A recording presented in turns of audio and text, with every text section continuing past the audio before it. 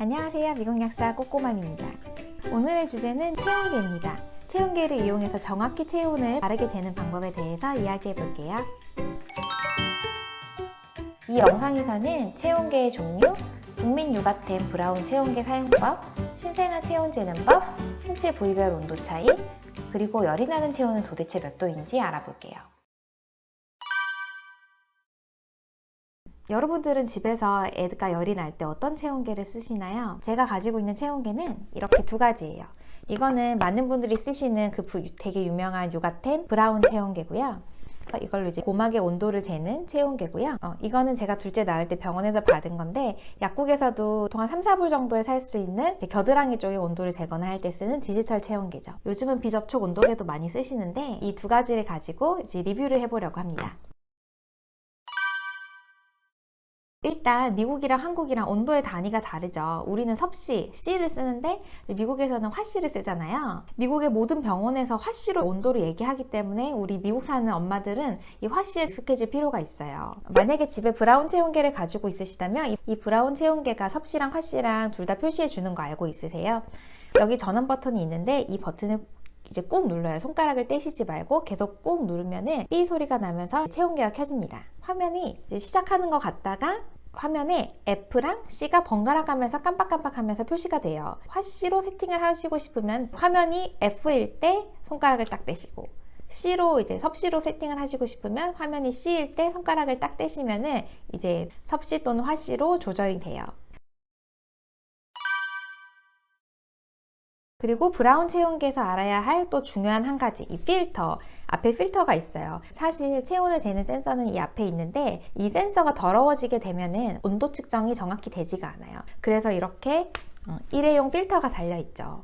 근데 이거 정말 일회용인 거 알고 계세요? 이제 원칙은 이 필터는 한 번 측정 후 새 걸로 바꿔주는 게 원칙입니다. 앞에 필터 부분이 오염이 되면은 이제 온도 측정이 제대로 안 되는 문제도 있지만 여기 귀 안에 있는 여러 가지 세균이 여기 묻어서 세균 증식의 위험이 있어요. 그래서 이제 한 번 쓰고 꼭 바꿔주시는 게 좋은데요.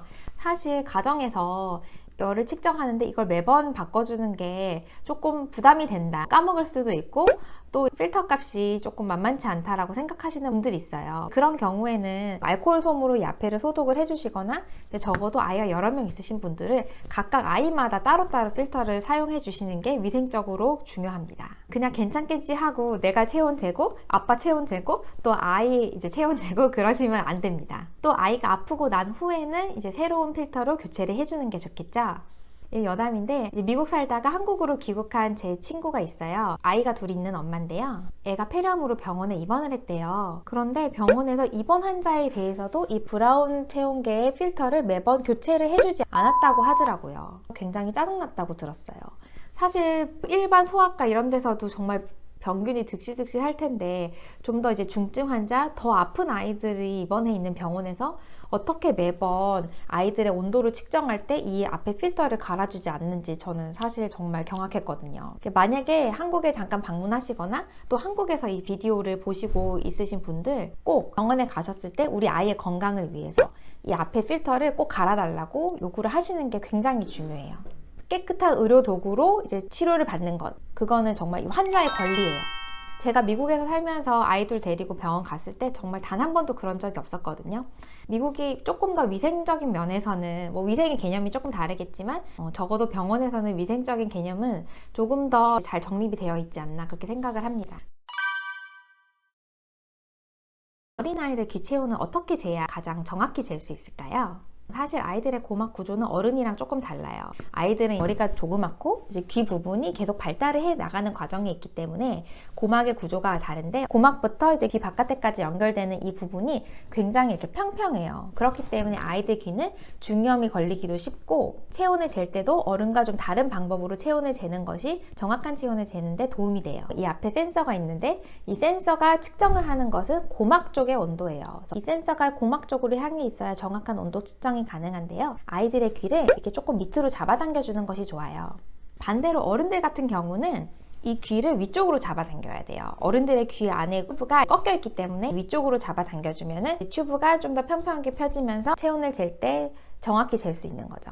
이 비디오를 보시고 나중에 아이랑 어른이랑 어떻게 다르다고 했지? 라고 생각하시는 분들이 있으실 텐데 이렇게 생각하면 쉬워요. 아이들의 키는 작기 때문에 바닥이 붙어 있죠. 그러니까 바닥 쪽으로, 아이들의 귀는 바닥 쪽으로 잡아당겨 주시고요. 어른들은 좀 더 키가 크잖아요. 그러니까 어른은 위로, 어른은 귀를 위쪽으로 이렇게 잡아당겨 주세요. 그리고 체온계는 온도를 잴 때마다 조금씩 온도가 다르게 나와요. 그러니까 한 번만 재지 마시고 두세 번 측정하셔서 열이 어느 정도 된다 이렇게 파악을 하시면 됩니다. 귀 체온계 같은 경우는 사용 방법이 굉장히 간단해서 많이들 선호하시는데요. 이 체온계를 신생아에게 쓸 수 있을까요? 신생아의 경우는 귀 사이즈가 너무 작아요. 귓구멍이 너무 작기 때문에 이 안에 센서가 들어가지지도 않아요. 신생아의 경우는 이제 태어나서 2주차, 그 다음에 2달, 4달, 6달 이런 식으로 이제 체크업을 가잖아요. 저희 아이들은 신생아일 때 체크업 가면은 4개월 체크업까지는 아이들의 항문 쪽으로 체온을 잽니다.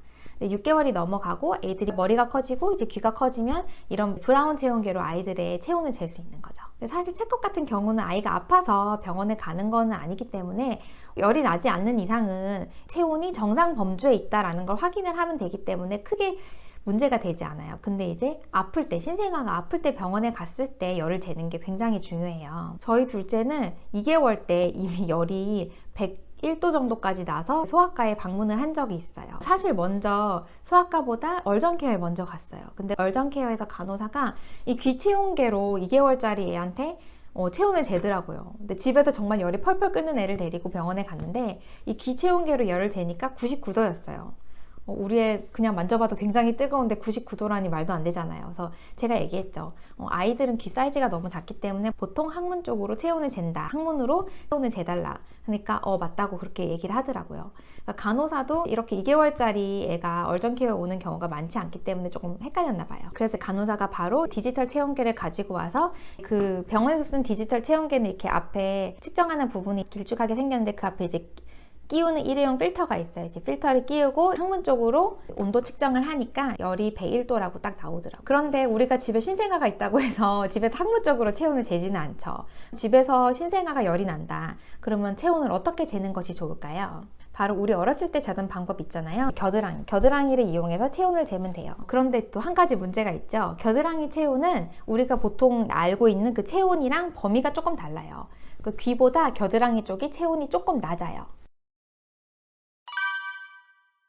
그러면 이제 신체의 각 부위별로 체온이 어떻게 다른지 한번 이야기해 볼게요. 일반적으로 온도를 재는 부위는 귀, 겨드랑이, 그리고 신생아의 경우 항문으로 재거나 또 입으로 체온을 재본 분들도 많이 계실 거예요. 이 중에 제일 온도가 높게 나오는 신체 부위는 항문과 귀예요. 항문이랑 귀는 온도가 거의 비슷한데요. 항문이 아주 조금 더 높아요. 그리고 그 다음은 입, 체온이 제일 낮은 신체 부위는 겨드랑이예요. 온도를 한번 볼까요?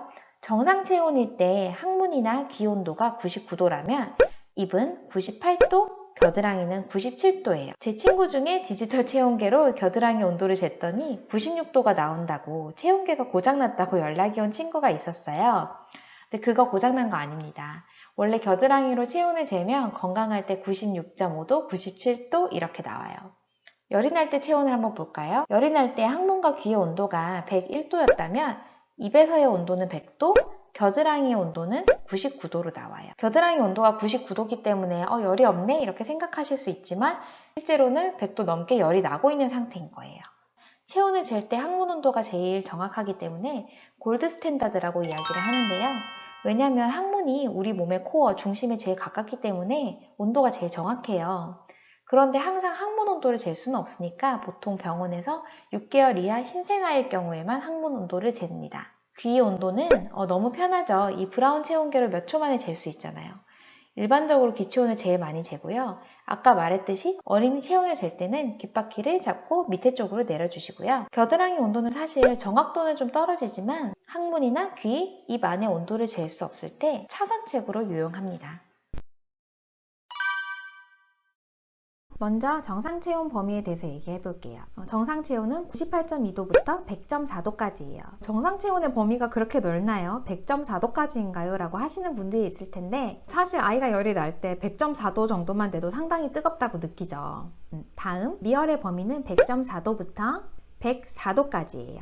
이때 이제 이 온도는 열이 있다 하는 그 온도예요. 이렇게 100.4도가 넘어가면 해열제 사용을 고려해 보시면 돼요. 그럼 이제 고열의 온도는 104도 이상, 섭씨로 40도 이상입니다. 이렇게 고열 104도 이상의 열이 나는 경우에는 아이를 병원에 데려가시는 게 좋아요. 하지만 아이가 신생아라면 조금 기준이 달라요. 2개월 미만의 신생아인 경우에는 100.4도, 보통 어린이에 대해서 미열이라고 이야기하는 그 온도 100.4도가 넘어가면 병원에 방문하셔야 되고요. 6개월 이하의 신생아라면 101.3도 이상일 때 병원에 데려가는 게 좋습니다. 그리고 어떤 경우라도 열이 3일 이상 지속이 되고 해열제를 먹어도 열이 떨어지지 않는다면 아이를 병원에 데려가시는 게 좋아요.